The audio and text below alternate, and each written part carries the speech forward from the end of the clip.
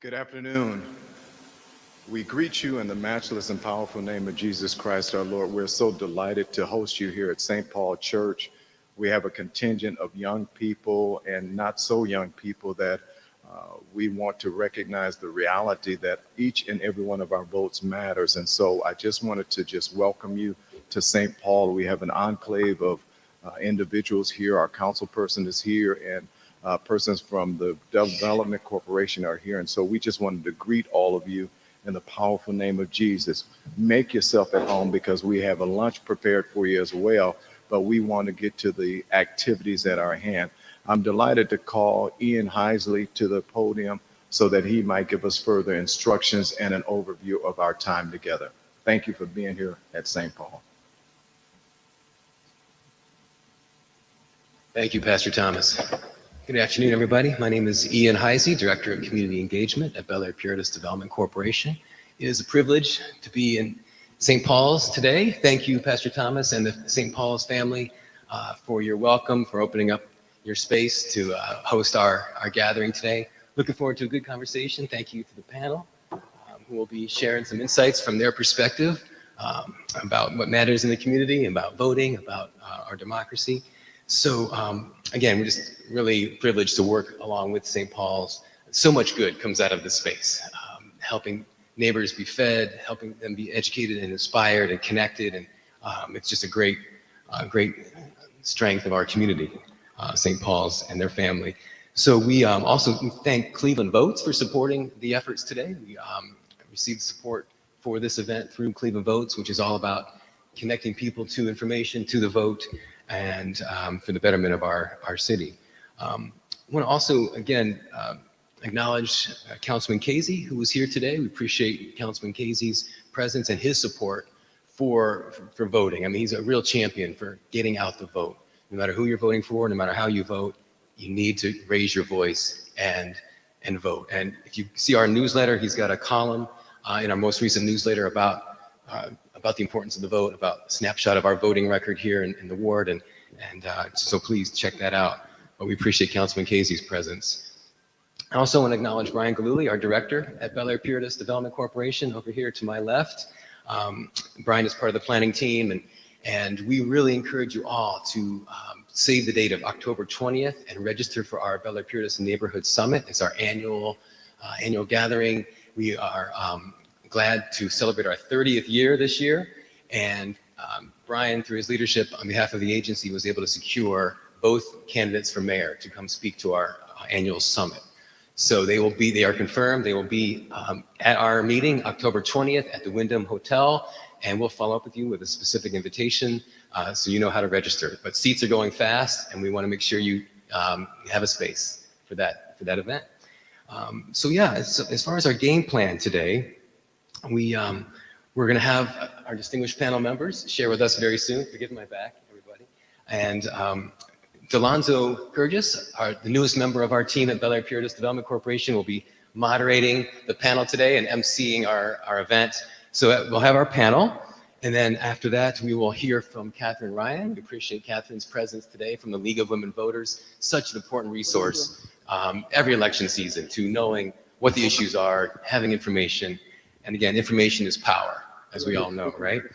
So after Catherine speaks a little bit about our local voting statistics and the local issues on the ballot, we are going to break for some lunch, and we'll keep it moving. So it'll be a very brief lunch, but then after that, we're going to come back and have some breakout sessions that Delonzo will help facilitate. So we'll have some conversation together, and then we'll also end up with a kind of a regathering. The panel will get to speak again about what they've heard in the small groups, and we may have some questions for Skip White, who's here from the Board of Elections. Thank you so much for being here. We appreciate the Board of Elections so much. If you have any questions about voting early, about voting by mail, anything, Skip is here to help share some insights about what's available, including jobs.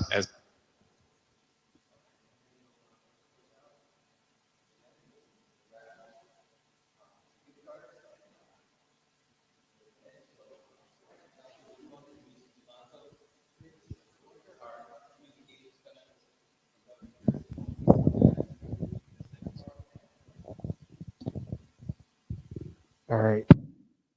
So as Ian said, my name's Delonzo. I'm a community engagement specialist at Ballot Pedia.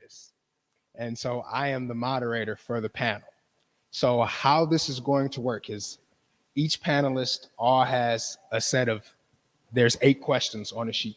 So each panelist is going to choose 2 questions. So they're going to choose 2 questions. So for the first round, they're going to go through one question that they all really want to talk about, and that's most important to them. And then the second round, they're going to go through and talk about the second question that they really want to talk about and that they're really engaged about. So the panelists, you each have a maximum of 5 minutes. You can talk less. You don't have to talk for a full 5 minutes. So you have the maximum 5 minutes. So just to give you a quick run through so you understand.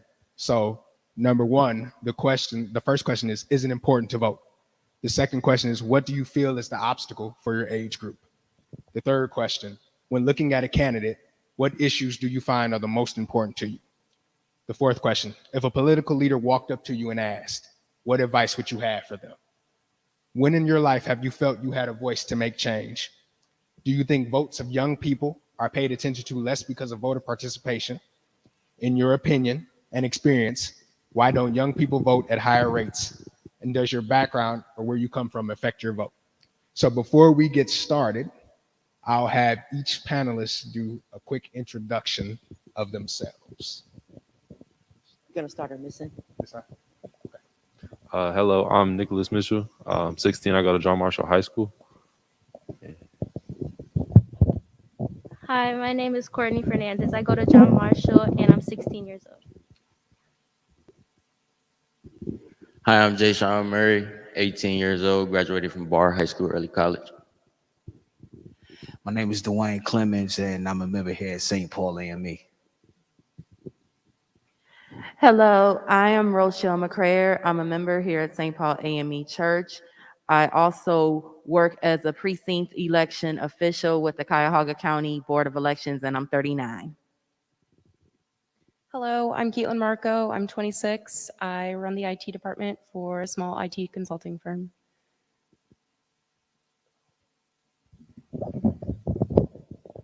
All right. So to begin our panel, our first question is it important to vote? So does anybody want to talk about that? Is it important to vote?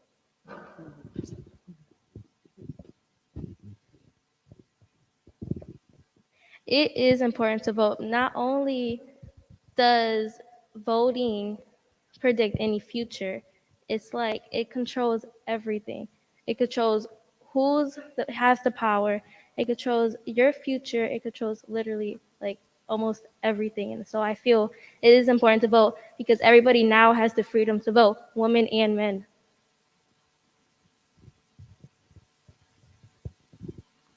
Can everybody hear me? In my opinion, I feel as if oh, you need the mic? Oh, okay. In my opinion, I feel as if voting is important because our political leaders are the ones who have the most influence on our communities. So as us being the people, we have the ability to give these people that power. So in order for us to have a bright future and these bright influences in our community and these bright opportunities in our community, we need the ability to vote, and we need the power, and we need the people to vote. So I feel as if voting is important in my opinion.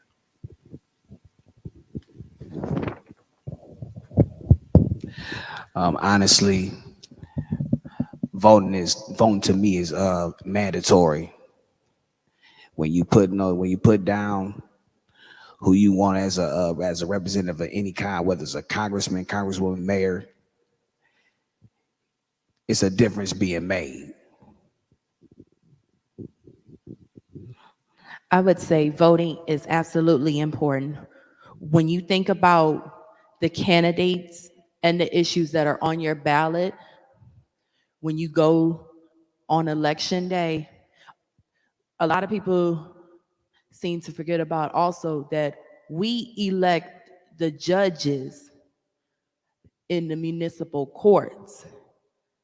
Think about if there was a unfortunate circumstance where a friend or a loved one of yours had to go through an experience of the court system. You want to make sure that qualified people who have experience and who are going to care about the people are on the bench in the courtroom and will proceed in a fair manner. That's why voting is important. I echo everything that everyone said so far. In addition to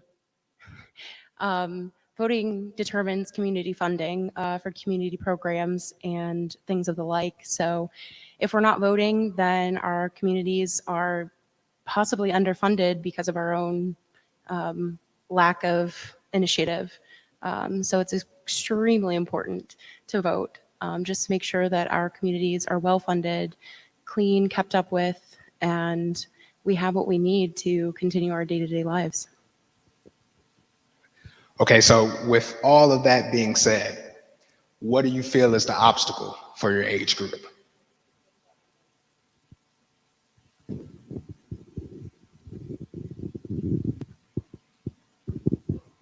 I feel like the biggest obstacle for our age group is really getting through to people. Like, majority of us are younger. I'm 16 years old. I can't even vote. And it's really hard to have a meaningful conversation about voting or even like a political candidate without somebody making a mockery of me or telling me that I don't know what I'm talking about. Like, I'm 16 years old and I try and learn as much as I can about everything, voting, every candidate, every anything. But at the end of the day, I just think it comes down to us not being able to vote.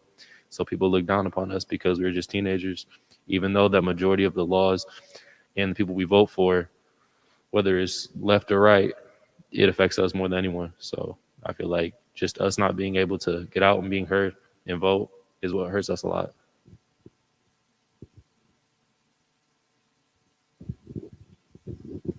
I feel as if the obstacle was voting. One of our biggest obstacles is the political, community, and school resources we have. Because I feel as if we had more information and more knowledge on voting and the importance of voting, it'd be a way bigger impact in our voting systems, and we'd see a way bigger rise and more political reasoning, as if we had more resources on knowing how to vote and the importance of voting. I feel that the obstacle to voting is, you hear people say that, oh well, some of these politicians are in it for themselves.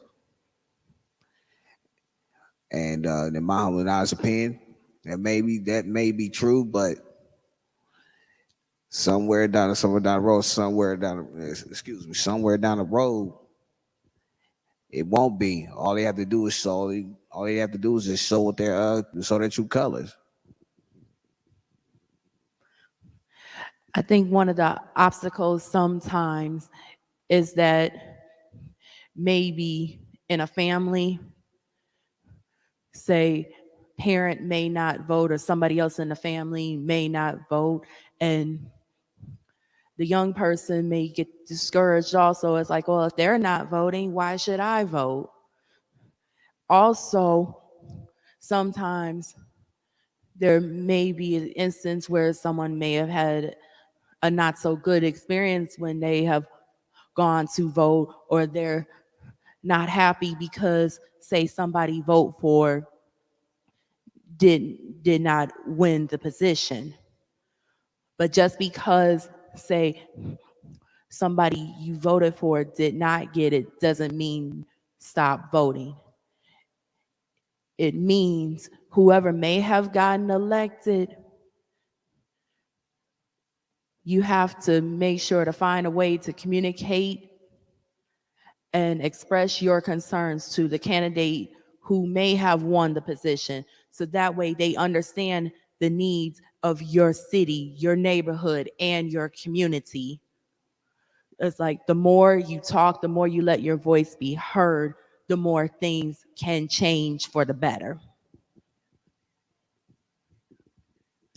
One obstacle that I think most people don't think about, or maybe don't want to acknowledge, at least in my experience, is social media. Okay. Social media has an influence, positive or negative, on whether or not someone can be elected, not elected, whether the Wow. The issues are actually put out there and presented in the way that people can understand. Sometimes the higher language that you see in the social media posts, just give it to people straight. Sharing misinformation is a problem, and sometimes that herd mentality of, oh yeah, I feel like this, really sinks into what I believe in, kind of gets in the way of the real issues at hand. Okay, to touch on that point of resources. So how have you seen the problem with just transportation access or being disabled to be able to vote and to be able to get to the polls and to understand that?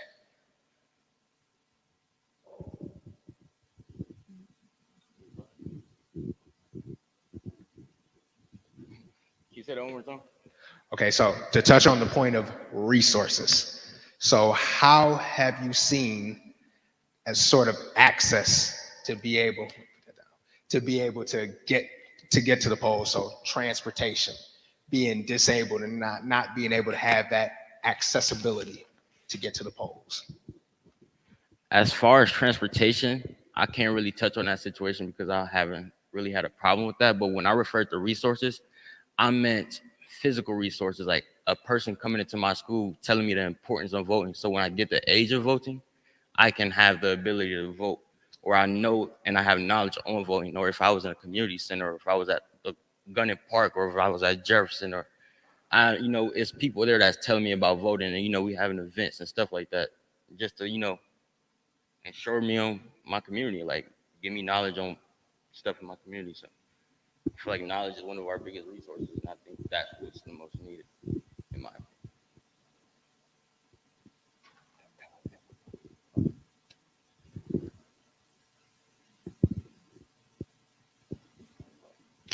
Okay, so next question for you. When looking at a candidate, what issues do you find are the most important to you? I think that the most important thing to me is what he's going to do for our future. What school issues is he going to fix? How is he going to fight against poverty? How is he going to make it easier for kids to come to school? Like I feel like at the end of the day, I feel like people overlook a lot of issues that go on in school.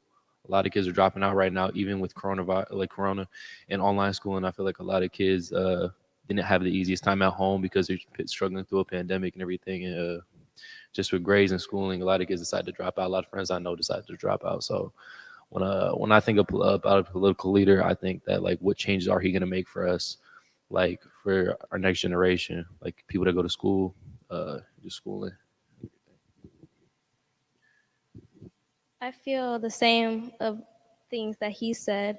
I feel that when looking at a candidate, we have to make sure that he's right for everybody, not just one person, but for everybody. How he's going to treat our community, how he's going to treat our families and schools and things like that. Not just one person. He has to look at all of the options you have.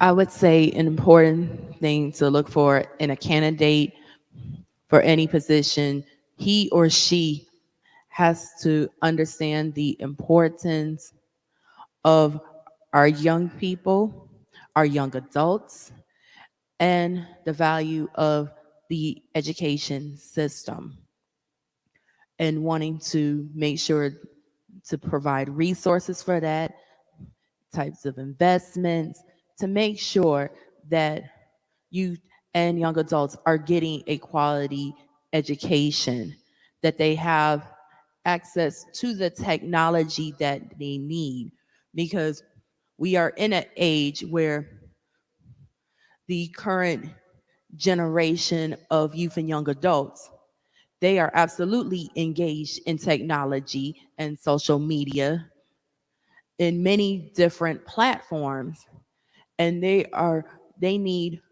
good access to internet.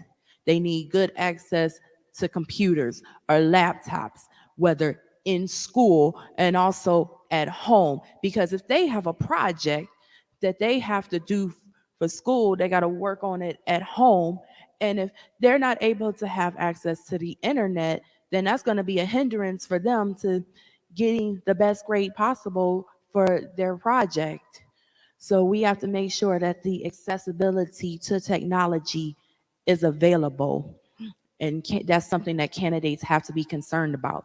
And also, not just looking at, okay, their own political agenda, but what they have to do, they have to listen to the people, and they have to listen to those who are 17 and under, who are not able to vote yet, because they can't go to the poll yet to get their voices heard.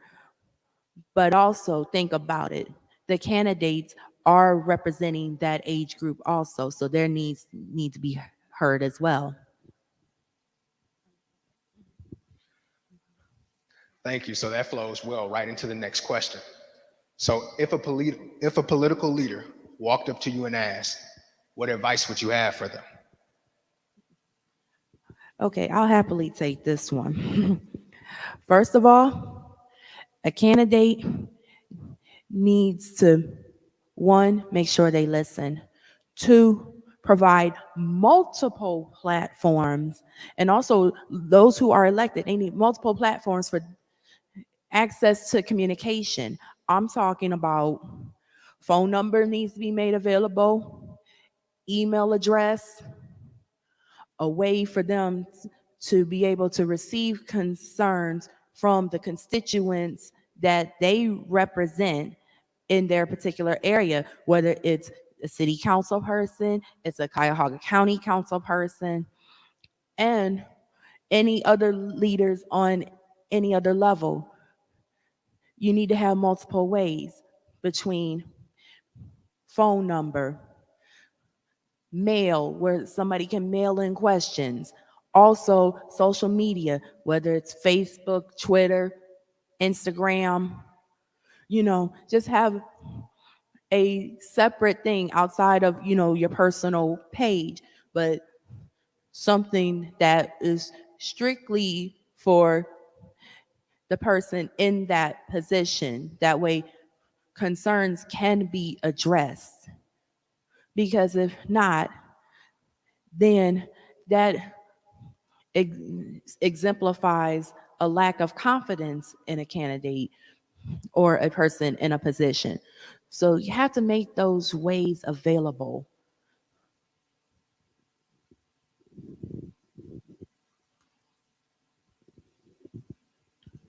Um, my advice to a political leader, I would say, as she said, listen.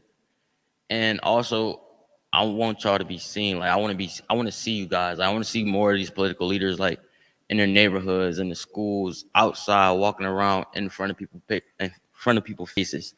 Because if you was to come to my school when I was a kid and you was to come and talk to me about something that was politically going on in my community, I would be like, okay, like it'd make me want to listen more. So I feel as if you are seen more and you're heard more and we are heard more as a people, I feel as if that would be some of my advice.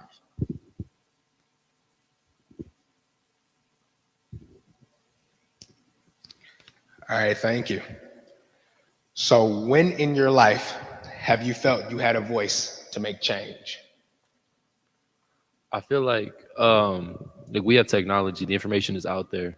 I feel like social media is a good way to open up your platform to other people and just spread your knowledge to other people. And I feel like you just have that opportunity to make a change in the world just by Instagram, Snapchat, YouTube. I just feel like at the end of the day, if you have that platform, you have that many people following you or whatever, I feel like you sharing your information with other people will make them listen more because they're following you for a reason. I feel every day you can make a change in anything, not even just with the color of your skin or your, I don't know how to say it, like ethnicity, like your race.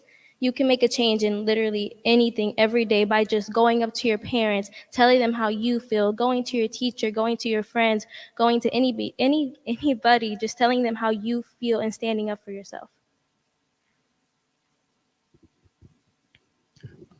To answer that question, I'm gonna say right now. right now I feel like I'm making a change by being here and being in front of all you guys, getting a chance to talk and speak. And to reflect on that last question that you asked, I didn't get a chance to touch on that. Having more things such as this, like panels in our community and community summits and community events and community, just more community events, just to be, like I said, seen and heard. That can change somebody's life and that can really give an impact on somebody's life and community. I agree. I say the change is starting right now. All we have to do is just keep at it. Only we can change it. Only people that can stop it is us.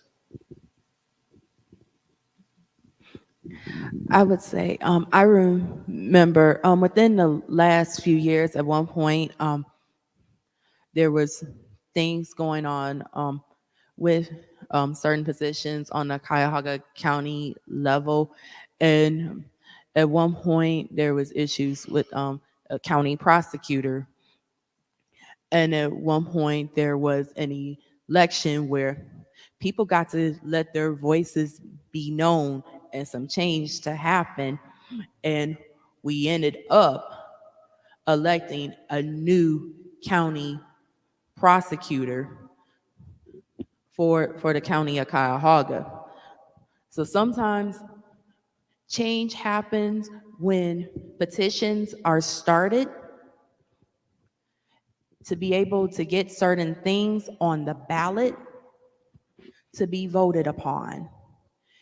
Change happens when we as people make sure that we are informed and educated about the candidates and issues on the ballot. Because sometimes on the ballot, when you look at issues for charter amendments for a city or for a county, it can be very confusing. And you're there on election day with your ballot reading the stuff like, what the heck is this saying? And that is a complication because of the way those things are written, and sometimes feel like it's what I like to call legalese, and it makes it so confusing for people. But sometimes what you have to do is before the election, when you get stuff in the mail about certain issues or certain ballots, are saying vote yes on this or vote no on this issue or that issue. Sometimes what you have to do is go use the technology that we have, Google and research. Well, what is this currently saying? Is there current language in the current charter about this? Is this an amendment to the charter? Is this a whole new portion that they're trying to add? When you do your research, it makes things a lot better. That way, when you go vote, you have a better understanding, better knowledge, and then you can make an informed decision. I'd say the first point in my life when I really felt like I was making change was in college. I joined a group called the Athena Society, which was focused on female empowerment, female leadership, things like that, the feminist movement. And I think that was the point in my life where I realized that, if I don't get involved in something, then change isn't going to happen. So forums like this are perfect settings to make my opinion heard and encourage people younger than me to, really participate in those school groups, whether it's in high school, whether it's college, whether it's a trade school of some sort. Get out there, participate, even if you just show up and you don't say anything, that's still participation. And that shows other people around you, your friends, your coworkers, your family members that, hey, I believe in something, maybe that might spark something in them for them to believe in it as well. Okay, so now we're going to switch it up. So now we're going to take it to the audience. So is there anyone in the audience that has a question for our panelists? Not all at once.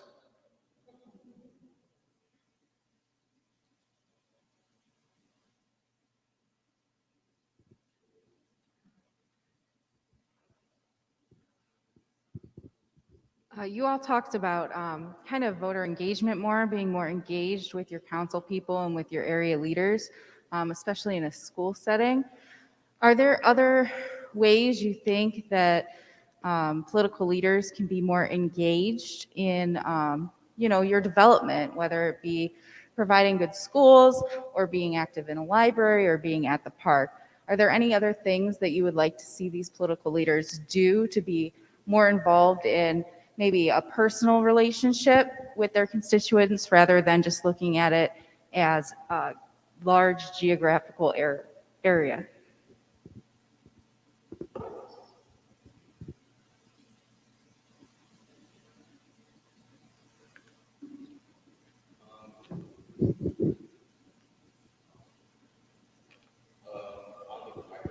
Okay, I'm bringing you one.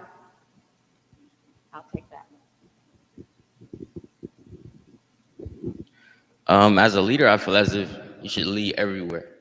So even as if it's a school, if it's outside, if it's at a park, or it's at, like you said, even if it is behind the scenes, I feel as if, I lost my train of thought. My apologies. You're good.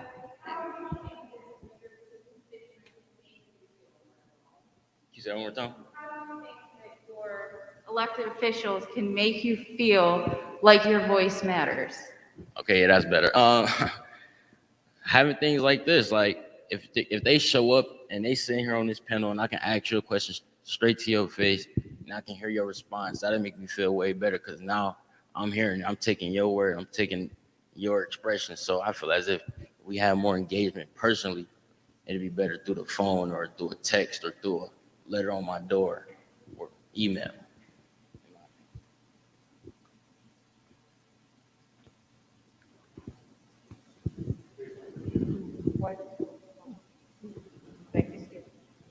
Just to react to the question that was asked, I don't think there's a problem with actually reaching out to your council person.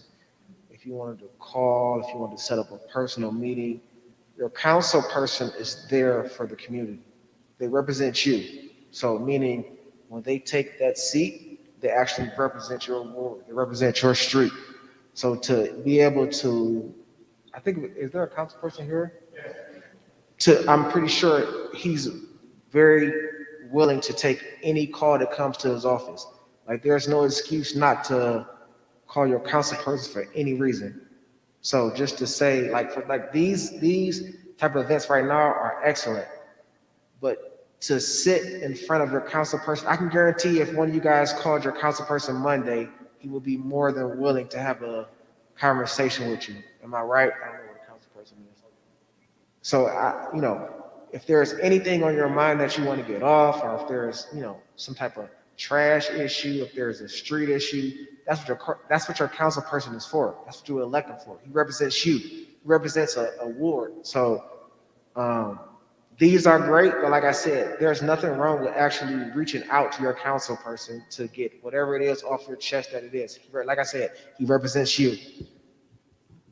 Okay, before we go into the next question, someone else had a previous answers to Katie. Comment. Yes, in regard to how leaders can get more engaged, like showing up at events, showing up at, I'm talking especially for young people, high school events, being there at the basketball games, being there at the football games, being there for the volleyball matches, being at the baseball games, being at the softball games, the wrestling matches, the swim meets. Also, showing up at community events, meeting with the people at the events, talking with them, find out what their concerns are. Because sometimes, they may not be so open to say it unless you ask them. It's like, do you have any concerns about what's going on in the community? Are there things that you want to see done differently? And if the leader asks, people are going to tell you what's going on, and they're going to be open and honest with, like, I don't like this or I don't like that, and I would like to see X, Y, and Z changed. I have just a general statement. Today is a step in the right direction because we're having young people as our panelists to tell us what the issues are. And so we're so indeed delighted that you have already shown up today. But one of the issues that we need to you have to keep in mind is that your vote does matter, your opinion matters. And so when you show up at that council person's office or make a call to them, you have to demand and expect their call back just like you would anybody else. So again, I believe this is a move in the right direction, and I appreciate this panel showing up with young people. And so again, normally it's 65-year-old, 55-year-old, and et cetera. So again, this is a move in the right direction. I think we have a statement here or question. No, I don't have a statement, but I do have a question because I hear people saying that whether elected officials or people in public office or people that are, working at the city or the schools or something, they should be around. But let's say they had one Post-it note and they could fix it in 4 years or 2 years. What would you have them write on that Post-it note? If they could fix one thing, everyone, what one thing would you have someone really fix that you think is important?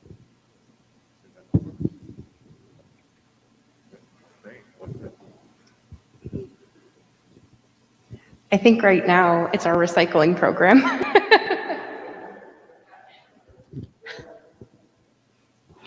I would say the violence that is happening in the city of Cleveland. There is too much of it.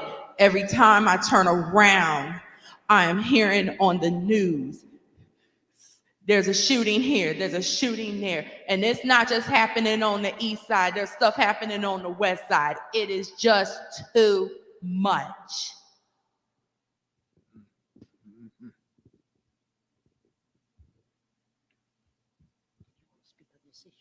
I feel they should change schooling to more education, higher education. You shouldn't have to have a higher education just by going to a private school, paying money for higher education. There should be higher education everywhere, not just in private schools.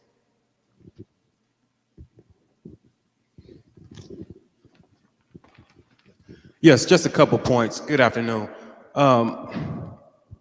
Don't relinquish your power. The council person is just a human like us. So if you don't see him or her at a baseball game, at a football game, at a community event, that does not mean that he or she is not doing the work. Just keep that in mind.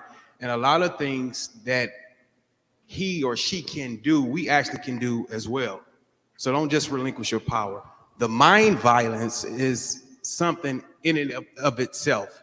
If you rewind history during the biblical days, the prophets couldn't even stop it. It was killing and murder and everything going on. So the council persons or the elected leaders don't have a magical wand to wave and all of a sudden mind violence, they call it gun violence, but if you banned all guns today, it still would be violence. People would use knives or they would use whatever they can use to, harm people.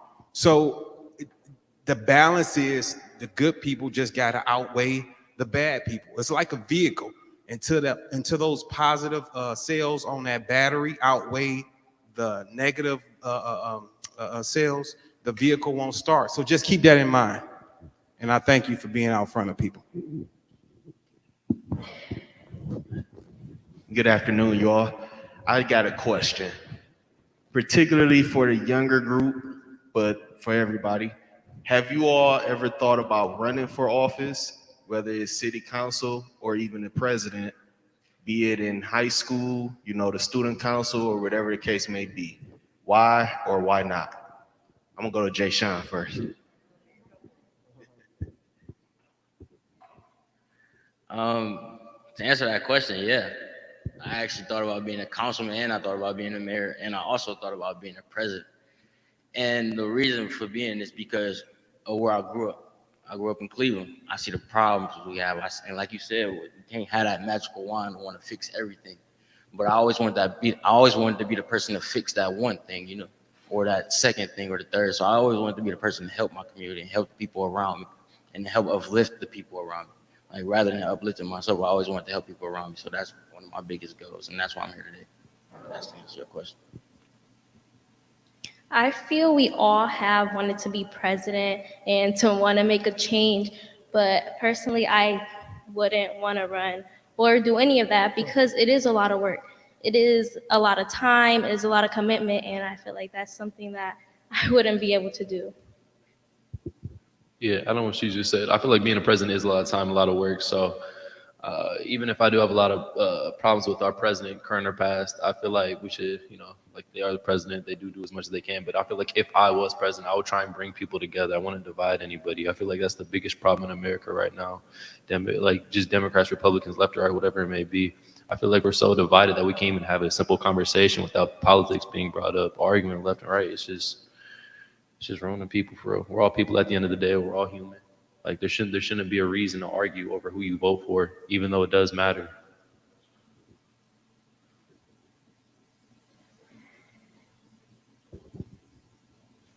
Just a quick question for the young lady.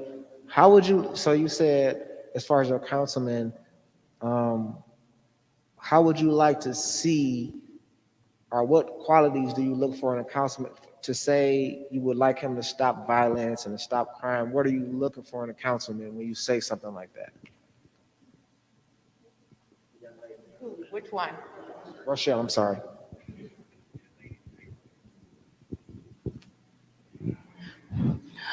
One of the things that I would like to see is more handling in gun control as to are the registries being implemented how they're supposed to? Also, with that, people who are not supposed to have guns, is that being monitored? Is that being regulated? Because this violence is a whole lot. And when you see people, every time you turn around, people getting killed, another death statistic, another death statistic. It takes a toll on a person. And we have to hold our leaders accountable. I know everything cannot be solved in one night or in a year. It may take a full term for things to get resolved, but there's action that has to happen. And also, those who are able to and legally able to have weapons, there need to be more conceal and carry classes as to how to have proper gun use, when to use it, when not to use it. Because there are some people who feel the need to have a gun as a matter of self-defense, and sometimes it is based on a previous experience that they have had or in an encounter.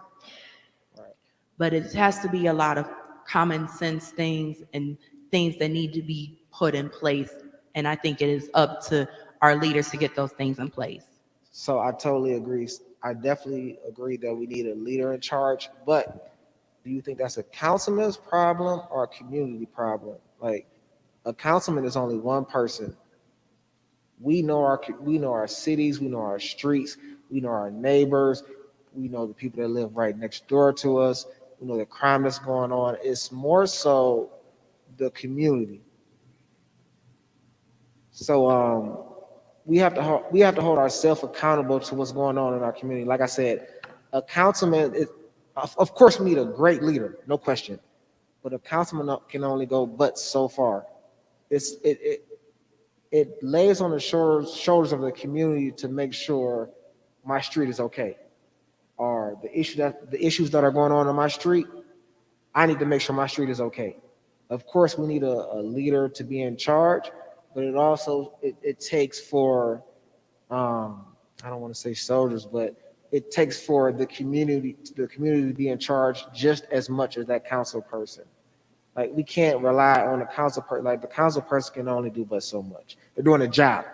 At the end of the day, I'm pretty sure I've never been a council person, but I'm sure at the end of the day they go home, they go to their wives, whatever it is, but that street stays the same. So I just feel like the community has to take charge of what's going on in the community. And like I said, I totally agree with what you're saying, but still, the community has to take charge of what's going on in that community. Okay, so we have time for 2 more questions, and then that's it. Okay, I got one more question. For everyone, where do you all get your information in regards to politics and election?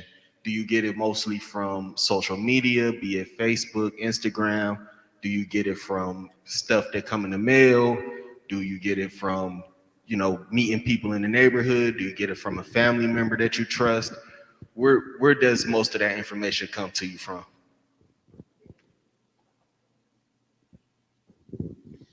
Well, I get mine from I get my information from from my mail, and I take a look at it, look into it, also see what this person, the runner-up for councilwoman is about, and I go from there. And I was like, okay, maybe this councilman and councilwoman that's running up may be about something. I get mine, part of it, from the things that come in the mail. I look at things on the news. I also, see the campaign stuff that's on television. And I also pay attention to, well, certainly when it's negative ads, it's like, okay, is this the candidate themselves, opposing candidate, or is it a political action committee? A lot of times people got to pay attention to if the certain political action committees are the ones who are, putting this ad is paid for by. Also, when I get stuff in the mail, especially if a candidate there's a website that can lead me to more information, I go on the website and find out and look up and find out about stuff, and also look on Google and research issues that are on my particular ballot to try to be the best informed voter that I can be. And I encourage others to do the same, to be informed voters. Mail flyers are definitely helpful. I own a home in Cleveland, so I get a lot of them, way more than I like sometimes. But also going to the campaign websites are extremely helpful, extremely important. They're up there for a reason. And talking to other people. Sometimes it's interesting to get their perspective, at least, if nothing else. I may not agree with what they have to say. It may not be factual, so I do usually try to take things with a grain of salt.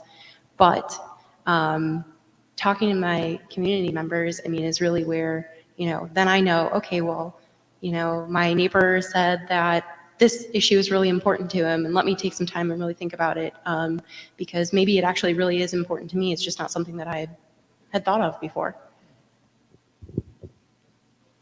All right, so we'll have our last question. I'm glad that the mic's passing that way, because that's who I want to address. First of all, I want to say just wonderful discussion here from all the panelists and the community members that have contributed to the conversation. So there's been some really illuminating and insightful things that have come out of this. So my question, which is the last question, is addressing specifically the young people on the panel. I think we all know how important young voices are in informing what's happening, right, in our community. And furthermore, who is the most impacted ultimately, because you guys are the young families and the young workers, right, and the people that are going to be in my position in 15, 20 years as well. So your legacy is really important and worth investing in. And I think you guys have learned through this discussion how important it is to be a part of that political process, right, and civic engagement. So how would you guys, as young people, get more kids at this event, get more young voices involved in the political process and civic engagement? Personally, a lot of my friends are not into politics. They don't like learning about politics. And I think that's a lot to do with how we grew up. We're in Cleveland. And I feel like we aren't as heavily influenced to vote as a lot of other places might be. And I feel like me personally, just being like, I grew up half in Brunswick, half in Cleveland. And I feel like it's more influenced out there because of how I just feel like it's more dominantly how much I lost my train of thought. I lost my train. Yeah. I want to compel more people to vote, but like where we're at right now, especially like just being in Cleveland, I just feel like it's not as heavily influenced on younger people as it is everybody else. How I would get my friends involved more is basically because it's so like out there now. Social media is literally everything to all teenagers now, and if I can get like a run on it and posting it, I can get more people reposting it and just talk to them more and engage more. I agree with both of them. What they said, talk to them more, go on social media, explain to them more. Also, let them know and ask them the question: what do you want to do when you get older? Do you see yourself in Cleveland? Do you see yourself in Florida, wherever you want to be? But wherever you're gonna be at, you always gonna need that. Like you need that push. So it's like when you get older, where do you want to see yourself? Like, do you want to see yourself somewhere positive? Do you want it's gonna be like.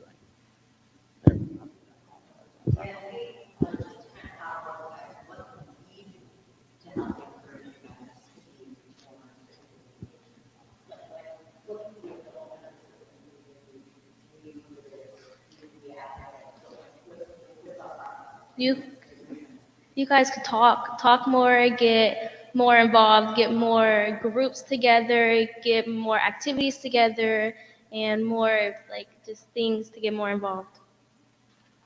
Yeah, to follow up what she said, I feel like just having more people influence us, like the younger people that go to public Cleveland schools. I feel like getting to them will really mean a lot to them, and it'll definitely go a long way in their life. Because I still remember the first time I was like formally introduced to this, and it really changed me and my perspective on everything. So I feel like more people talking to a lot of younger people, you'll definitely influence them to vote and just get them more involved. I just got one experience, and I think actually the councilman was there. And when I was at a swim meet at Gunnet Park, and you guys came over to the rec and y'all swam with us that day. And from that day, like that actually put like a big push on us. It was like, whoa, like we had the councilman come to our swim meet. Like that was actually pretty nice. So it made us feel important. So like doing things like that, showing up was like it make us feel important. So I appreciated that a lot.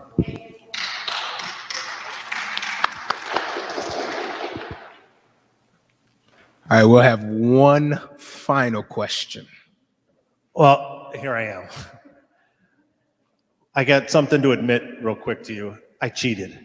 I don't know how to swim. I was actually walking in the pool, but pretending like I was swimming up top, and I didn't want to drown. But I was there, right?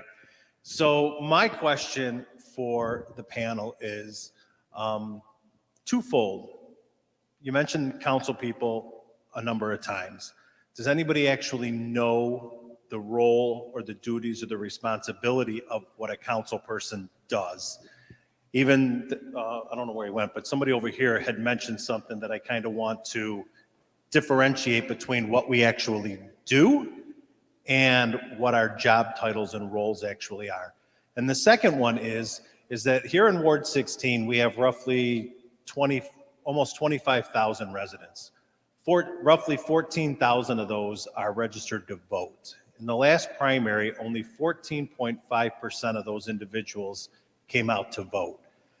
What can you do as the younger generation do to influence those who aren't coming out to vote, the other 85%?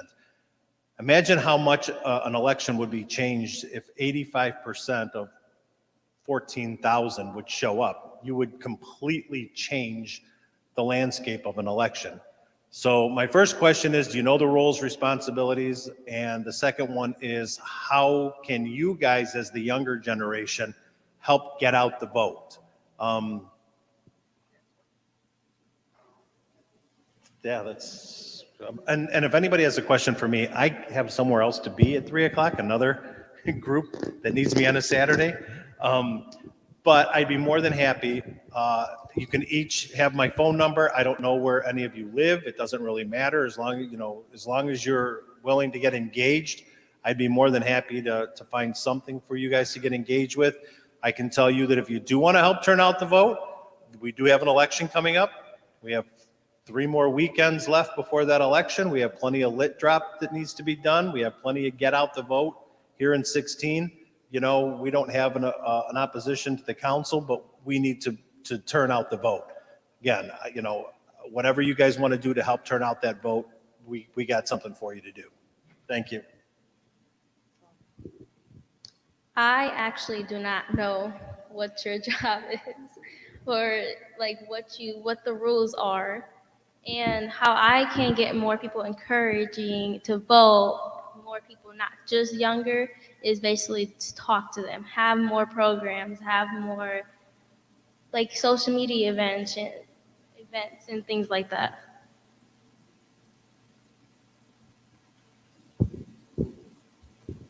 Same, share on Instagram.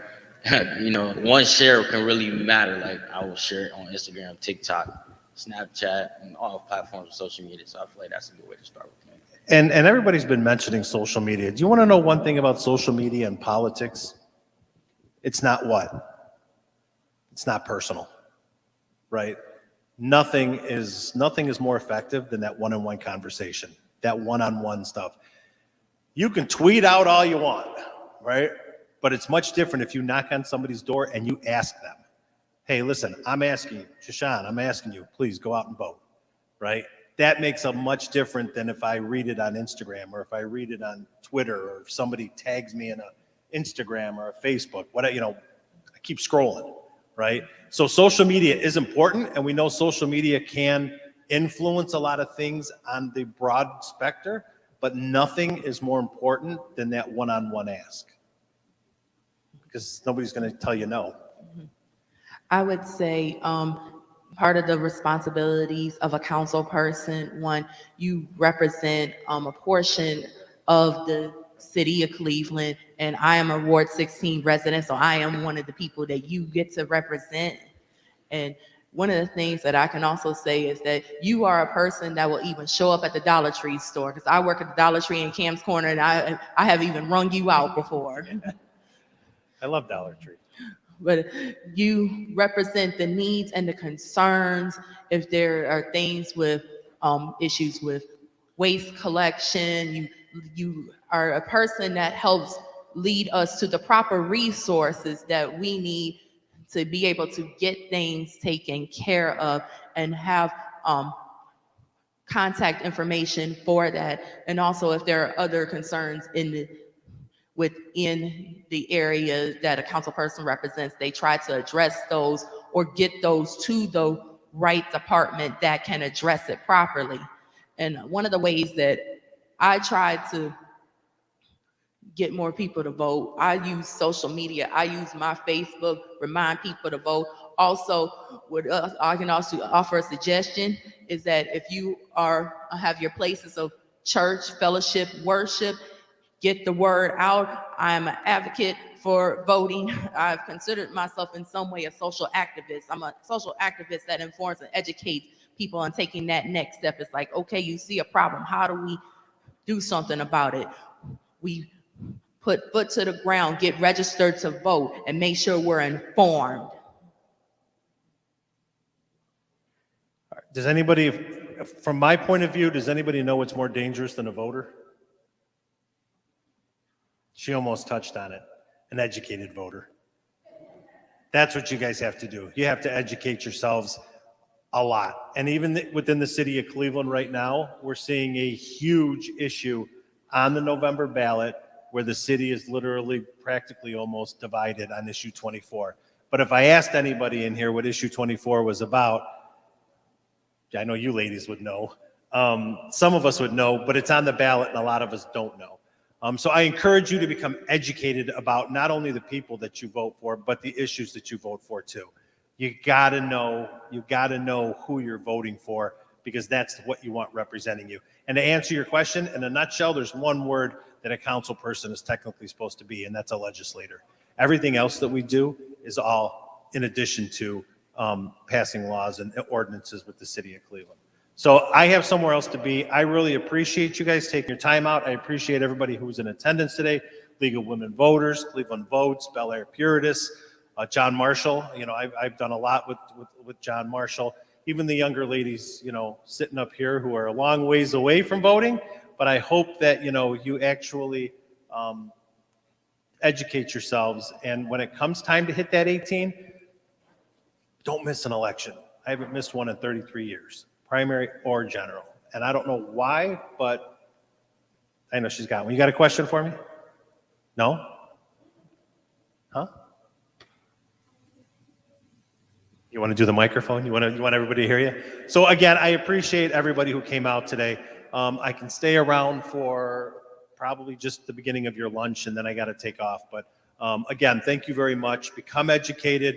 And if any of you don't have anything to do on the next Saturday or Sundays or anytime during the week, I'll get you a list. You're more than welcome to Lit Drop. All right? Thank you. All right, can we give our panelists a round of applause?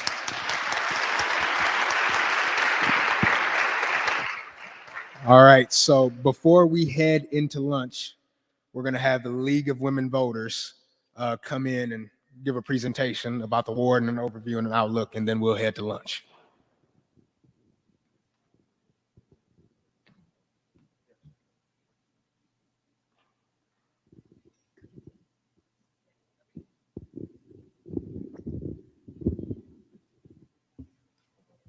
I promise I won't keep you from the food. I'll be as quick as possible here. So my name is Catherine Ryan. Hello, thank you for having me today. I think it's really awesome that you took the time out on a really gorgeous Saturday afternoon to be here. It shows that you care about your community and about our democracy. So thank you for being here and thank you for having me. Go to the next one.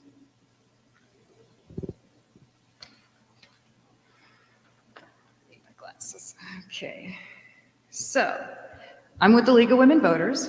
The League was founded in 1920 after the ratification of the 19th Amendment.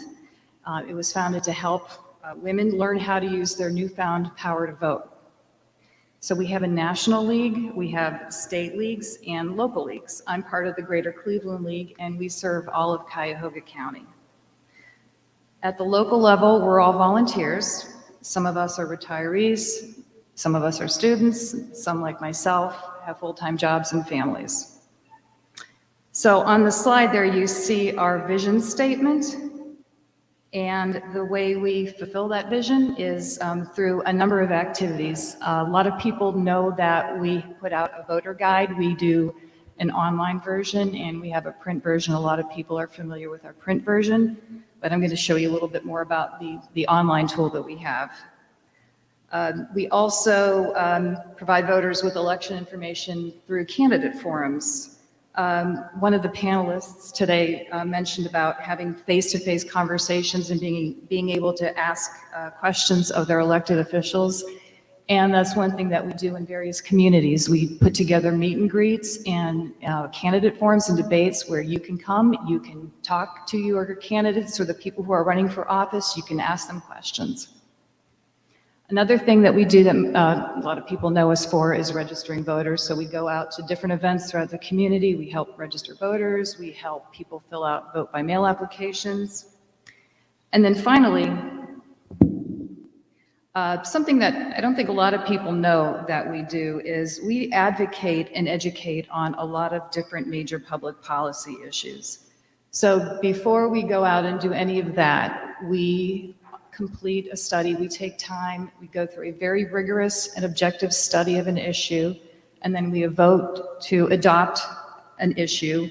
And then once the league has done that study and adopted a position, then we go out and we can do forums on these issues. We go to the state legislator and speak on behalf of certain issues. So for example, right now we're actually doing a criminal justice study. Last year, we completed one on health equity, and we voted to adopt a position on health equity. So we're now going to be able to go out and advocate and educate. And some of you might be familiar with gerrymandering, fair maps, fair districts, anybody? Yep. So that is something that we've had a position on for decades, and we've been fighting for decades. And right now it's a really important fight because as we speak, they are drawing our new maps that are going to be in place for the next 10 years. Oh, shoot. Nope. There we go.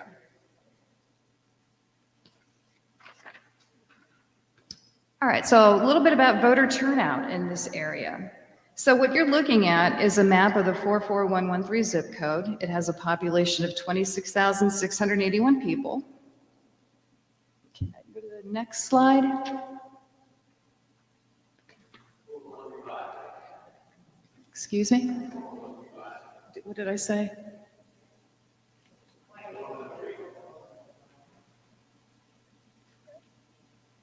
Okay. All right. Well, okay. It's 44135 is what I'm talking about here. So now what you're looking at. So let me back up. So earlier slide, population of over 26,000. Of that population, 16,170 people are registered voters. So what you're looking at now is that same map, except I've chopped off about 40% of it. So right out of the gate, we are missing the voice of about 40% of the people who are either ineligible to vote or have just chosen not to participate. Okay, next slide. So in our last local election in 2019, we only had 2,498 people vote. So that little teeny tiny sliver, that's all the people who actually showed up to vote. So this is about 15% of registered voters, and it's about 9% of the total population. So this means that more than 9 out of 10 people are giving away their power to have a say in who runs their local government. That's pretty powerful. Okay, next slide. Same statistics, this time 44111. Population's a little bit higher, 39,778. Okay, next slide. About 62% are registered voters. So again, we're looking at just a chunk of that earlier map. And the next slide. And like we saw earlier, only a very small fraction of people came out in the local election, only 4,045. That's about 16% of the registered voters and about 10% of the overall population. So you can see that participation in local elections is really, really abysmal. Okay, voter age. So I got a few more statistics to show you before I go on to how to be informed.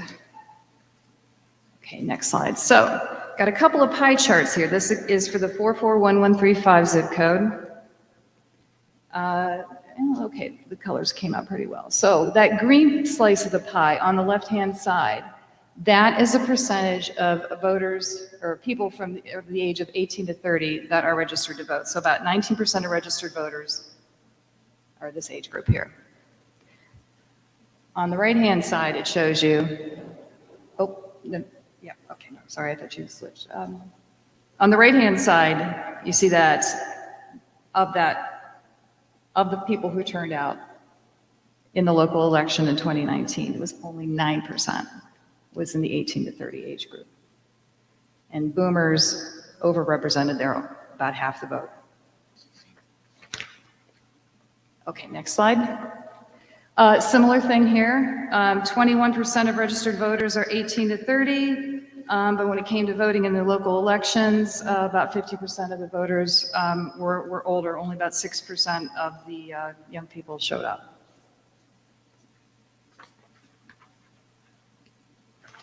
Okay. So one of the things I heard during our panel discussion was the importance of making informed decisions, and I heard someone mention how ballot language can be confusing in legalese, and yes, it absolutely is. And there was a question about where you get your information. So I'm going to show you a resource that the League of Women Voters runs called vote411.org. And out in the lobby area there are bookmarks that have information about this website. So you can go to the next slide. Okay, so what you're looking at here is the main page. Again, it's vote411.org. And so what we do for every election, we send out questionnaires to all of the candidates. And whoever responds, we post their responses totally unedited. As an organization, we're nonpartisan, so we do not support or oppose any candidates. So what you see on there is what they themselves have chosen to say on their behalf. So you go to the website, there's a place for you to type in your address. I typed in an address in one of those two zip codes, so Ward 16, and it's a little hard to read, but this screenshot shows you what is on the ballot for people in Ward 16. And then for every single one of those races, you can click on one of them to get information about the candidates in those races. So next screen, again, a little bit hard to read, but this is what it's gonna look like. So on the left-hand side, there's some information about one of the judges, one of the races, and you'll see one candidate responded, the other one didn't. On the right-hand side, you'll see the Cleveland mayoral race and all the information that both the candidates chose to post about themselves. Okay, next slide. Oh, yeah. So this is really hard to read, but there's also, so issue 24 is on your ballot, and if you click on that particular link, what it does is it takes you to the official language of that ballot. So we haven't studied this issue, we haven't taken a position on it, so I can't comment on it. I can't say, yeah, it's great, or no, don't vote for it. But next slide. So what I did a little bit of research, and I found on a website, this is not a league website, it's called Ballot Pedia. Awesome resource. Some of these issues sometimes are extremely complicated, and understanding the nuances of what they are about can be very challenging. So this is a great resource. It tells you in plain English, it gives you an overview of that particular issue, and then along the right-hand side there, again, a little bit hard to see, but I've highlighted a couple things there. You can click to see who supports it and why they support it. You can click to see who's against it and why they're against it. You can see information about how it made its way onto the ballot. You can see information about other issues in other states that are very similar to it. So this is an excellent resource to get informed about issue 24. So that's it. Yeah.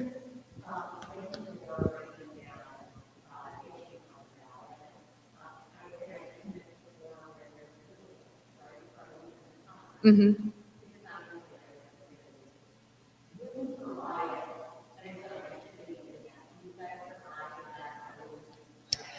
Not on our website, no. Again, there are times where we do take a position on an issue, but only after we've studied it, and we didn't on this one.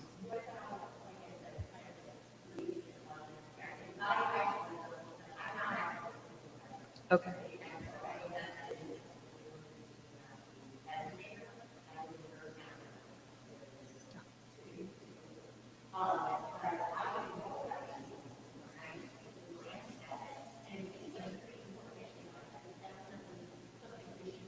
Absolutely, yep.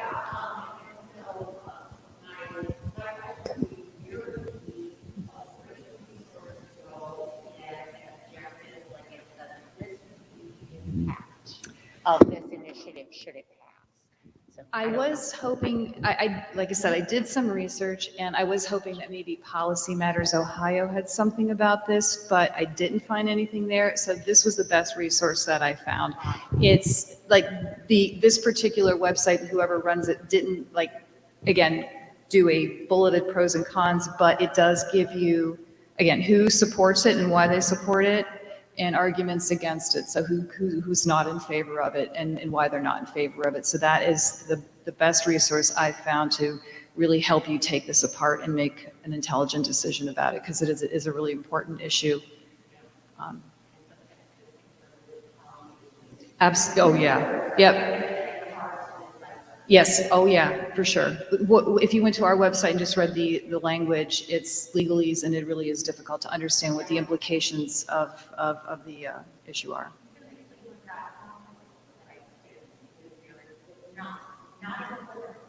Mm.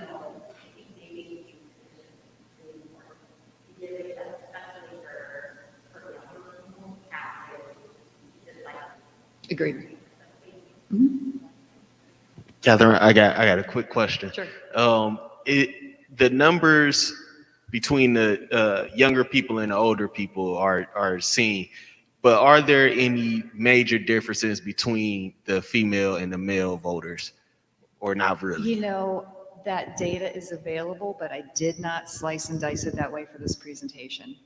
Yeah, I got all of this I got the Cuyahoga County Board of Elections has voter data, and then I got like the zip code demographics off of a website, but I didn't do it for this one. I just did it by age. It'd be interesting to see, though. So